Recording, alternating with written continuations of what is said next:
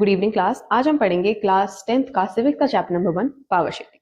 Power sharing से हम क्या समझते हैं, पहले ये समझते हैं। पावर शेयरिंग का मतलब होता है पावर को इक्वली अलग अलग अथॉरिटीज में, अलग अलग बॉडीज में शेयर करना, ताकि कोई एक सिंगल अथॉरिटी या फिर कोई एक सिंगल बॉडी पावर का मिसयूज ना करे।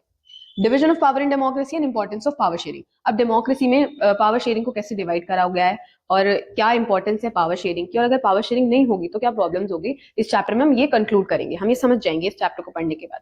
बेसिकली इस चैप्टर में दो रीजन्स के बारे में बात की गई है। क्या है, पहला कौन कौन से रीजन है, पहला है बेल्जियम और दूसरा है श्रीलंका। अब सबसे पहले हम बेल्जियम के बारे में पढ़ते हैं। अब इन दोनों हमने इस दोनों में ही हम ये देखेंगे कि कैसे दोनों डिफरेंट, दोनों में प्रॉब्लम ऑलमोस्ट सेम थी, लेकिन फिर भी दोनों ने कैसे, दोनों के गवर्नमेंट ने कैसे अकोमोडेट करा, कैसे समझा। बेल्जियम देखते हैं। बेल्जियम एक स्मॉल कंट्री है यूरोप में, जिसका एरिया हमारे इंडियन स्टेट हरियाणा जितना है। उसकी पॉपुलेशन है 1 करोड़, सिर्फ और सिर्फ 1 करोड़, ज्यादा नहीं है। और वो अपने बॉर्डर्स किस किस के साथ शेयर करते हैं, Netherlands, Germany, Luxembourg and France. अब इस चीज को याद करने के लिए मैंने आप लोगों के लिए ट्रिक निकाली है, which is NGL and FR. बहुत ही कैची सी टर्म्स है, हम लोग यूज करते हैं। Not gonna lie and for real frenzies. तो फर्स्ट होगा नॉट गोना लाई, इसका मतलब नीदरलैंड, जर्मनी एंड लग्जमबर्ग, और दूसरा होगा आपका फ्रांस। ठीक है, इसको याद करना आप लोगों के लिए इजी होगा। खाली not gonna lie for real लिखोगे तो आपको एकदम से क्लिक हो जाएगा कि उसमें शेयर बॉर्डर्स जो था बेल्जियम का, जो बेल्जियम था वो अपने बॉर्डर्स किसके साथ शेयर करता था। अब हम आते हैं एथनिक कॉम्पोजिशन पे। एथनिक कॉम्पोजिशन से हम क्या समझते हैं। एथनिक कॉम्पोजिशन होता है लिंग्विस्टिक बेसिस पे अलग अलग अलग रीजन, जैसे कि अलग अलग एथनिक्स है ना, अलग अलग कल्चर्स हैं, सब कुछ अलग अलग है, तो उनकी लैंग्वेज भी ऑब्वियसली अलग होगी। तो हम देखते हैं कि आप लोगों को स्क्रीन पे दिख रहा होगा कि जो है बेल्जियम जो है वो 2 रीजन में डिवाइड करा गया है। ऊपर वाले रीजन को हम बोलते हैं फ्लेमिश रीजन, नीचे वाले को हम बोलते हैं वेलोनिया रीजन। अब ऊपर फ्लेमिश रीजन में जो है 59% डच स्पीकिंग कम्युनिटी है, और वेलोनिया रीजन में 40% आपकी ये फ्रेंच स्पीकिंग कम्युनिटी है। अब डच स्पीकिंग कम्युनिटी मेजोरिटी हो गई और फ्रेंच स्पीकिंग कम्युनिटी माइनॉरिटी हो गई। लेकिन आप देख रहे हैं फ्लेमिश रीजन में एक छोटा सा छेद है, वो क्या है, वो है ब्रुसेल्स। ब्रुसेल्स क्या है, बेल्जियम की कैपिटल है। अब इसमें बिल्कुल ऑपोजिट है। ब्रुसेल्स में क्या है आपका 80% है फ्रेंच और 20% है डच, यानी कि जो कंट्री में मेजोरिटी है वो कैपिटल में माइनॉरिटी है, और जो कंट्री में माइनॉरिटी है वो आपके कैपिटल में मेजोरिटी है। और कहीं ना कहीं यही रीजन बनता है आप लोगों के कन्फ्लिक्ट का। और आप इसमें ये देखोगे कि साइड में एक 1% जर्मनी भी है, वो जो जर्मन भी है, वो जर्मन लैंग्वेज स्पीकिंग कम्युनिटी है। उसके बाद हम आते हैं टेंशन अमंग बोथ कम्युनिटीज। अब क्या टेंशन होती है, क्या प्रॉब्लम्स हो सकती है। प्रॉब्लम क्या आती है कि फ्रेंच कम्युनिटी जो थी वो थोड़ी सी रिच थी, थोड़ी सी पावरफुल थी as compared to Dutch community. Dutch community को एजुकेशनल राइट्स और ये सब थोड़ा सा लेट मिला, ये थोड़े से कम बेनिफिशियल थे इस मोमेंट पे। अब क्या होता है कि फ्रेंच कम्युनिटी जो है वो डच कम्युनिटी को सप्रेस करने लगती है। सप्रेस का मतलब क्या, दबाने लगती है, उनको कमजोर समझने लगती है, तो उनका फायदा उठाती है, उनके साथ गलत करती है। और इसी की वजह से 1950s में और 60s में टेंशन जो है वो बहुत ज्यादा इंक्रीज हो जाती है, यानी कि दोनों कम्युनिटीज में कंफ्लिक्ट जो है वो बहुत ज्यादा बढ़ जाता है। और यही चीज ब्रुसेल्स में बहुत ज्यादा उस पर हो जाती है, क्योंकि क्या था, दोनों में ऑपोजिट था ना। अब अगर मेरे भाई को कोई दूसरे उसमें मार रहा है तो मेरे को यहाँ पे दिक्कत होगी ना। तो अगर डच वाले, अगर फ्रेंच वाले लोगों को उसमें गलत पूरे रीजन में, उसमें कैपिटल में, पूरे कंट्री में गलत किया जा रहा था, तो क्योंकि फ्रेंच क्या थे, माइनॉरिटी थे कंट्री में, लेकिन वो उसमें क्या थे, कैपिटल में क्या थे, वो मेजोरिटी थे ना। तो क्या करा जा रहा था उनके साथ, यही चीजें हो रही थी कि अगर फ्रेंच वालों को वहां पे गलत किया जा रहा है फ्रेंच वालों के साथ, तो वहां पे गलत करेंगे। डच वालों के साथ कंट्री में गलत किया जा रहा है तो वो उसमें, समझ रहे हो, बहुत ही कंफ्लिक्ट, बहुत ही मतलब ड्रामेटिक सा केस हो रहा था। तो क्या होता है, अब गवर्नमेंट को समझ आ जाता है कि देखो हमारी कंट्री ऐसे तो नहीं चलने वाली, तो गवर्नमेंट क्या करती है, कुछ स्टेप्स निकालती है। तो इसी को हम बोलते हैं एकोमोडेशन इन बेल्जियम। क्या स्टेप्स निकालती है, सबसे पहली चीज हम समझते हैं 1970 से लेकर 1993 तक बहुत ज्यादा बार कॉन्स्टिट्यूशन को अमेंडमेंट किया गया। कॉन्स्टिट्यूशन में 4 बार, कितनी बार, 4 बार। मतलब सोचो, बहुत डिफिकल्ट होता है यार अमेंडमेंट करना। अमेंडमेंट करना इतना इजी नहीं होता, क्योंकि गवर्नमेंट को काफी, पूरा कॉन्स्टिट्यूशन चेंज हो रहा है यार। कॉन्स्टिट्यूशन में बकायदा एक चीज चेंज हो रही है, तो आपको पूरे कॉन्स्टिट्यूशन को दोबारा से उस चीज को हटा के पूरे कॉन्स्टिट्यूशन में सही से करना पड़ता है, तो वो डिफिकल्ट होता है। तो उन्होंने 4 बार करा इन सालों में। सेंट्रल, अब उन्होंने क्या स्टेप्स निकाले कि सेंट्रल गवर्नमेंट में इक्वल डिवीजन होगा, यानी कि 50% होगी आपकी डच स्पीकिंग कम्युनिटी, 50% होगी आपकी फ्रेंच स्पीकिंग कम्युनिटी। और ऐसे ही करा गया ब्रुसेल्स में। अब क्या किया गया, ब्रुसेल्स में बिल्कुल अलग गवर्नमेंट बना दी, और इसमें बेल्जियम में बिल्कुल अलग गवर्नमेंट बना दी, लेकिन दोनों के रूल सेम थे कि 50% फ्रेंच होंगे, 50% डच होंगे। इसके पीछे का रीजन क्या था कि कोई लड़ाई ना हो, ऐसा ना हो कि अगर बेल्जियम की गवर्नमेंट जो है, हो सकता है वो फिर फ्रेंच कम्युनिटी के साथ गलत करे, हो सकता था, क्योंकि डच मेजोरिटी में थी, तो हो सकता था फ्रेंच के साथ वो लोग गलत करें। तो इसीलिए उन्होंने क्या करा, उन्होंने ब्रुसेल्स में अलग गवर्नमेंट बना दी। और the state government was not subordinate to central government. State government जो थी वो बिल्कुल भी सबऑर्डिनेट नहीं थी, सेंट्रल गवर्नमेंट आंसरेबल नहीं थी, अलग जुरिसडिक्शन उनका, स्टेट गवर्नमेंट का अलग है सेंट्रल गवर्नमेंट का। उसके साथ साथ जो डिसीजन थे वो कभी भी यूनिलैटरल नहीं हो सकते थे। यूनिलैटरल का मतलब एक तरफा। ऐसा नहीं था कि डच स्पीकिंग कम्युनिटी कुछ भी एक वो बिल पास करवा दे और बोल दे कि हाँ ये हमारे हित में हो सकता है, क्योंकि डच स्पीकिंग कम्युनिटी अपने डच के लिए, कम्युनिटी के लिए कुछ निकालेगी, तो ऐसा नहीं हो सकता था, एक तरफा कोई भी डिसीजन आप लोग नहीं ले सकते थे। उसके अलावा कम्युनिटी गवर्नमेंट बनाई गई। हमने देखा स्टेट गवर्नमेंट, सेंट्रल गवर्नमेंट, लेकिन उसके अलावा कम्युनिटी गवर्नमेंट भी बनाई गई। कम्युनिटी गवर्नमेंट थी 3 ग्रुप्स में। कितने ग्रुप्स में? 3 ग्रुप्स में। सोचो, उन्होंने जर्मन वालों का भी सोचा, जर्मन लैंग्वेज ओनली 1%, लेकिन स्टिल उन्होंने उनको एकदम ऐसे लेफ्ट आउट फील नहीं करवाया। उन्होंने क्या करा, उनको भी वो दिया, क्या कहते हैं, रिप्रेजेंटेशन दी। एक कम्युनिटी आपकी कम्युनिटी गवर्नमेंट बनी आपकी डच की, एक बनी आपकी फ्रेंच की, और एक बनी आपकी 3 ग्रुप्स में बनी मतलब, और एक बनी आपकी जर्मन की। ठीक है, ये हमारा था बेल्जियम का। अब हम पढ़ते हैं श्रीलंका। श्रीलंका जो है वो एक आइलैंड नेशन है। आइलैंड नेशन क्या होता है? जो चारों तरफ से पानी से घिरा होता है। श्रीलंका एक ऐसा नेशन है जो चारों तरफ से पानी से घिरा है, छोटा सा जमीन का टुकड़ा बीच में है। उसके बाद उसकी पॉपुलेशन कितनी है? 2 करोड़। कितनी? 2 करोड़। सेम एज ए जितनी की हरियाणा की पॉपुलेशन है। बच्चों एक बात दिमाग में रखना, याद रखना कि बेल्जियम का एरिया हरियाणा जितना है और श्रीलंका की पॉपुलेशन हरियाणा जितनी है। ठीक है, उसके बाद उसकी कैपिटल क्या है? कोलंबो। बस इसमें इतना ही था। अब हम देखते हैं एथनिक कॉम्पोजिशन। एथनिक कॉम्पोजिशन जितना जैसा बेल्जियम का था, श्रीलंका का वैसा नहीं है, थोड़ा सा कॉम्प्लिकेटेड है, थोड़ा सा, ज्यादा नहीं, डरना नहीं, थोड़ा सा है।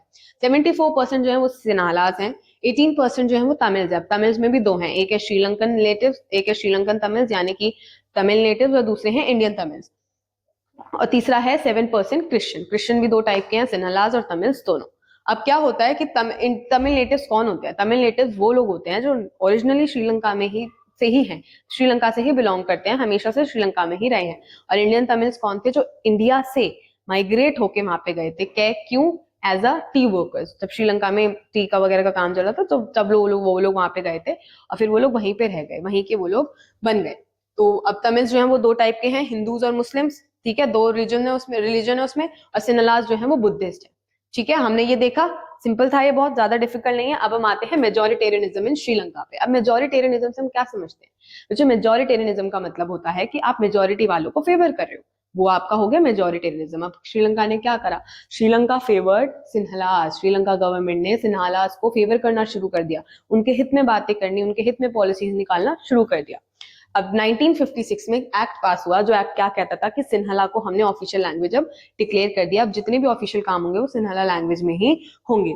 पॉलिसीज जो थी वो सिन्हलास के फेवर में बोली गई। क्यों? क्या मतलब इसका? जैसे कि 2 लोग हैं, एक सिन्हला स्पीकर है, एक तमिल स्पीकर है, दोनों गवर्नमेंट जॉब के लिए अप्लाई कर रहे हैं, लेकिन जो सिन्हला स्पीकर होगा उसको जॉब मिलेगी, तमिल स्पीकर को जॉब नहीं मिलेगी। हो सकता है कि तमिल वाला ज्यादा केपेबल हो उसके, लेकिन स्टिल नहीं मिलेगी। क्यों? क्योंकि उन लोगों ने सिन्हलास को फेवर करना शुरू कर दिया, उन लोगों को सपोर्ट करते हैं, तमिल्स को नहीं करते।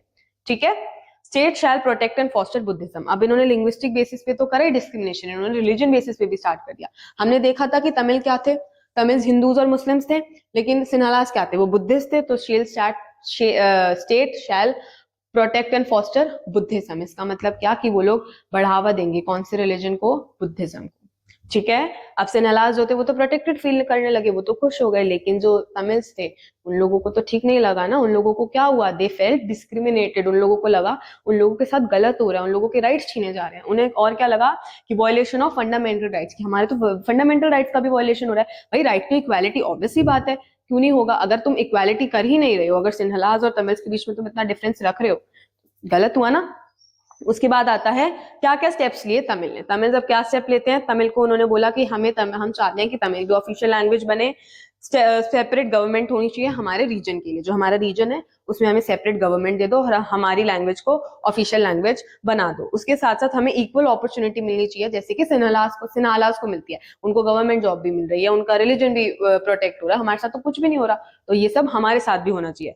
Separate country for Tamils, Tamils को सेपरेट कंट्री दे दो, एक दे दो नॉर्थ पार्ट में और एक दे दो साउथ पार्ट में। अब श्रीलंका में अगर आप देखोगे तो जो तमिल्स है वो थोड़े से नॉर्थ पार्ट में और थोड़े से साउथ पार्ट में, तो उन्होंने क्या बोला कि हमें अलग अलग यहाँ पे अलग अलग कंट्री बना दो और बीच में तुम सिन्हालास की कंट्री रख दो। लेकिन गवर्नमेंट ने क्या करा? गवर्नमेंट ने मना कर दिया, बोला हम ऐसा नहीं करेंगे, हम तो भैया सिन्हालास के साथ खुश हैं, हम ऐसे ही रहेंगे और जैसे तुम जी रहे हो वैसे ही जियो।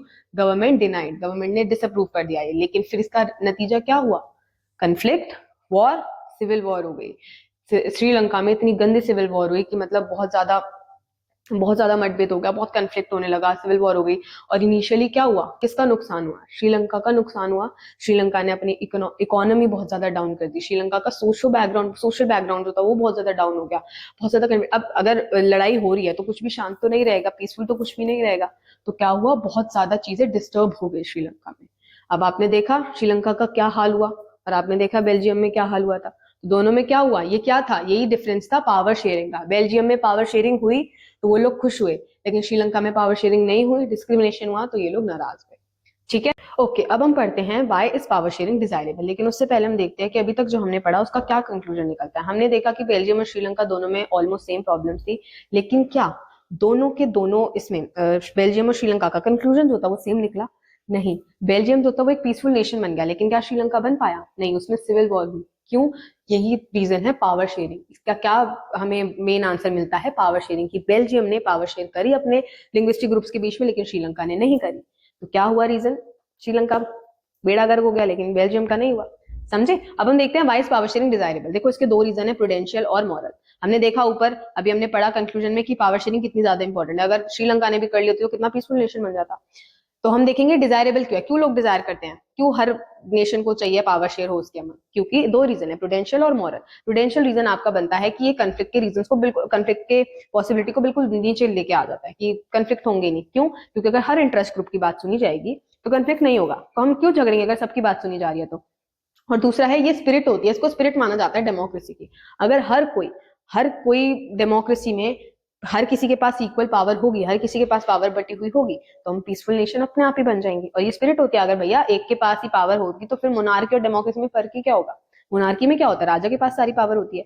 तो क्या है इसका रीजन? इसका रीजन यही हमारे को बनता है कि पावर शेयरिंग जो है वो बहुत ही ज्यादा इंपॉर्टेंट है, इसीलिए पावर शेयरिंग इज डिजायरेबल। ठीक है, आपको क्वेश्चन आएगा एग्जाम में तो आप ऐसे ही लिख देना, there are two reason, prudential and moral. Prudential reason is this and moral reason is this. थोड़ा डीप में लिखना है, इतना शॉर्ट में नहीं लिखना। हम देखते हैं फॉर्म्स ऑफ पावर शेयरिंग, क्या क्या फॉर्म्स होती हैं। सबसे पहले horizontal form of sharing. Horizontal form of sharing में क्या क्या आता है? तीन आते हैं, लेजिस्लेचर, एग्जीक्यूटिव एंड जुडिशरी। अब तीनों में क्या होता है? लेजिस्लेचर, एग्जीक्यूटिव, जुडिशरी, तीनों आपस में इनके जुरिस्डिक्शन अलग अलग है। लेजिस्लेचर एरिया ऑफ जुरिस्डिक्शन यानी कि काम अलग अलग करते हैं। लेजिस्लेचर का काम होता है लॉ बनाना, जुडिशरी का काम होता है लॉ को प्रोटेक्ट करना, और एग्जीक्यूटिव का काम होता है लॉ को इंप्लीमेंट करना। पावर तीनों के पास सेम है, लेकिन अनलिमिटेड पावर किसी के भी पास नहीं है। कोई भी अपनी पावर का मिसयूज नहीं कर सकता, क्योंकि ये तीनों आपस में एक दूसरे को चेक कर रहे होते हैं।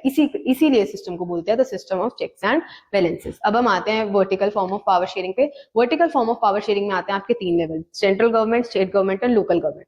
सेंट्रल गवर्नमेंट थोड़ी सी पावर देती है स्टेट को, स्टेट गवर्नमेंट थोड़ी सी पावर देती है लोकल गवर्नमेंट को। इसको हम फेडरल गवर्नमेंट भी बोलते हैं। इसके बारे में हम डीप में नेक्स्ट चैप्टर में पढ़ेंगे। अब आते हैं सोशल ग्रुप्स पे। डिफरेंट डिफरेंट सोशल ग्रुप्स में कैसे पावर डिवाइडेड होती है। देखो, हर लैंग्वेज, लिंग्विस्टिक सोशल ग्रुप्स होते हैं, रिलीजियस सोशल ग्रुप्स होते हैं। हर लैंग्वेज को अपनी अपनी इंपॉर्टेंस दी जाती है। ऐसा नहीं है किसी एक लैंग्वेज के पास सारी इंपॉर्टेंस है, नहीं। हर किसी के पास अपनी अपनी पावर है, हर किसी के पास अपनी अपनी इंपॉर्टेंस है। ऐसे ही रिलीजन में सेक्युलर नेशन इसीलिए बोलते हैं, मोस्टली नेशन सेक्युलर है, और जो नहीं है वो भी हर किसी को इंपॉर्टेंट, हर रिलीजन को इंपॉर्टेंस देते हैं। अगर कोई हिंदू है, कोई मुसलमान है, सिख है, ईसाई है, हर किसी को इक्वल अपॉर्चुनिटीज मिलती है, किसी के भी साथ डिस्क्रिमिनेशन नहीं होता। अब आते हैं पॉलिटिकल एंड प्रेशर ग्रुप्स पे। पॉलिटिकल पार्टीज क्या होती हैं? पॉलिटिकल ग्रुप्स, सेम ही बात है, पॉलिटिकल पार्टीज, पॉलिटिकल ग्रुप्स में। पॉलिटिकल पार्टीज जो होती हैं वो हमेशा कॉम्पिटिट कर रही होती है रूलिंग पार्टी से। किस लिए? ताकि रूलिंग पार्टी कुछ भी गलत ना करे। तो हर किसी के पास, अब देखो, अपॉर्चुनिटी हर पार्टी के पास होती है जीतने की, है ना, वो हम होते हैं जो जिताते हैं, लेकिन पावर तो सबके पास सेम है ना। किसी के पास ऐसा तो नहीं है पावर ज्यादा है, ऑब्वियसली नॉट। हर किसी में पावर डिवाइड करी हुई है। हर पॉलिटिकल पार्टी चेक करी होती है कि गवर्नमेंट, रूलिंग पार्टी जो है, जो गवर्नमेंट है, वो कुछ गलत ना करे। और ऐसे ही आपके प्रेशर ग्रुप्स होता है। अगर गवर्नमेंट कोई भी गलत डिसीजन लेती है, कोई भी ऐसा डिसीजन लेती है जो हमें अच्छा नहीं लगता, for example in present Aravalli range वाला, वो उसको हटाया जा रहा था, सुप्रीम कोर्ट ने ऑर्डर दे दिए थे, गवर्नमेंट ने बोल दिया था, लेकिन वो नहीं हटा। क्यों नहीं हटा? क्योंकि लोगों ने प्रोटेस्ट करा, लोगों ने बोला कि नहीं, अरावली रेंज नहीं हटनी चाहिए। तो ऐसे ही अगर लोग किसी भी ऐसे डिसीजन पे जो गवर्नमेंट ने बनाया है और लोगों को पसंद नहीं आया है, हम उसको अपोज कर सकते हैं, क्योंकि हमारे पास भी पावर है और गवर्नमेंट के पास पावर डिसीजन मेकिंग की है। लेकिन हमारे पास पावर है कि अगर वो लोग कोई भी ऐसा डिसीजन बना रहे हैं जो गलत लग रहा है हम लोगों को, हम उसके खिलाफ स्ट्रगल, प्रोटेस्ट कर सकते हैं। आई होप आप लोगों को ये चैप्टर समझ आया हो, क्योंकि हमारा चैप्टर यहाँ पे खत्म होता है। Congratulations to all. चैप्टर बहुत इजी है, बहुत सिंपल है, बस थोड़ी थोड़ी चीजें अपने दिमाग में रखो, आप लोगों को चैप्टर समझ आ जाएगा। आई होप आपको चैप्टर अच्छे से ही समझ आ गया हो, ताकि आप, अब ये सारे नोट्स हैं, आपको ये सारे नोट्स डिस्क्रिप्शन में एक लिंक है उसमें मिल जाएंगे, और इसके साथ साथ आपको इस चैप्टर के इंपॉर्टेंट क्वेश्चन आंसर्स भी मिल जाएंगे। आपको इंपॉर्टेंट क्वेश्चन मिल जाएंगे, उनको पढ़ के जाओगे एग्जाम में, अच्छे पास हो जाओ, अच्छे नंबरों से पास हो जाओगे। All the best.